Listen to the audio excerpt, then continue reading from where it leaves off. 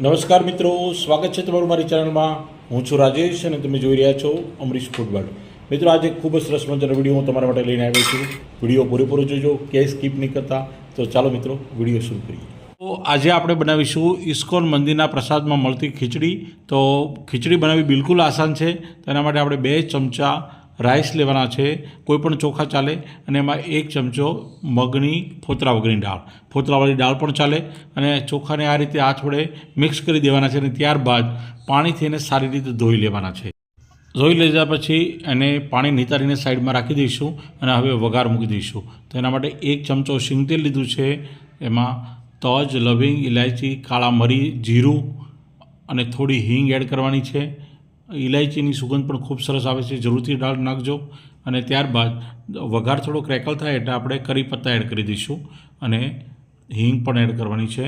થોડી હળદર પણ એડ કરી દઈએ. આમાં લાલ મરચું એડ કરવાનું નથી, એ વસ્તુનો ખાસ ખ્યાલ રાખજો. અને આ રીતે આપણો વઘાર પરફેક્ટ થઈ ગયો છે.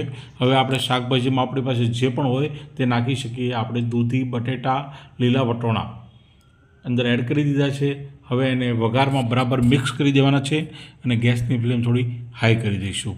તો આમાં ઘણા લોકો ટમેટાં પણ એડ કરતા હોય છે, પરંતુ આપણે આ ખીચડીને કઢી સાથે નહીં પણ દહીં સાથે સર્વ કરવાની છે, એટલે આપણે ટમેટાં એડ કરતા નથી.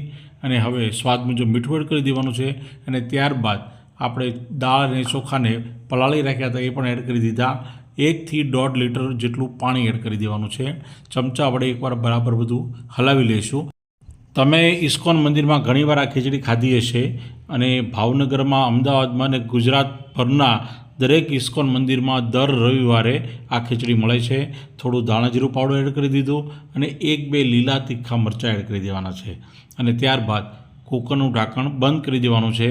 ગેસની ફ્લેમ હાઈ રાખેલી છે અને આને 3 વિસલ વાગે ત્યાં સુધી કૂક થવા દેવાનું છે.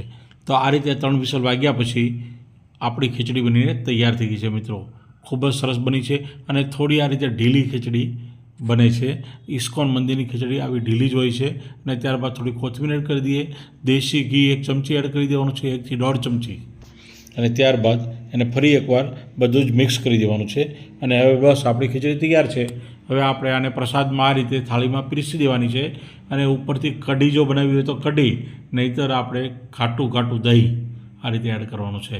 તમે ભાવનગર ઇસ્કોન મંદિરમાં ક્યારેય ન ગયા હો તો જરૂરથી જજો. રવિવારે ઇસ્કોન મંદિરમાં આરતી થયા પછી પ્રસાદ રૂપે ખીચડી અને દહીં પીરસવામાં આવે છે, અને એનો સ્વાદ તો ખરેખર ખૂબ જ અદ્ભુત હોય છે. તમે એકવાર જરૂરથી ટ્રાય કરજો.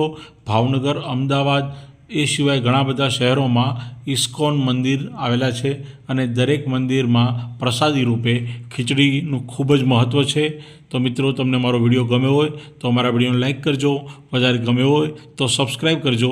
અને આથી પણ વધારે ગમ્યો હોય તો તમારા તમામ મિત્રોને આપણો આ વિડીયો શેર કરજો. અને મિત્રો, તમે તમારા ઘરે આવી ખીચડી જરૂરથી બનાવજો. અને તમે જો બનાવો તો અમને કોમેન્ટ કરી ચોક્કસથી જણાવજો. તમે કયા શહેરમાંથી આ વિડીયો જોવો છો એ પણ મને કોમેન્ટમાં જણાવજો. મળતા રહીશું નવા વિડીયો સાથે. જય હિન્દ, જય ગરવી ગુજરાત.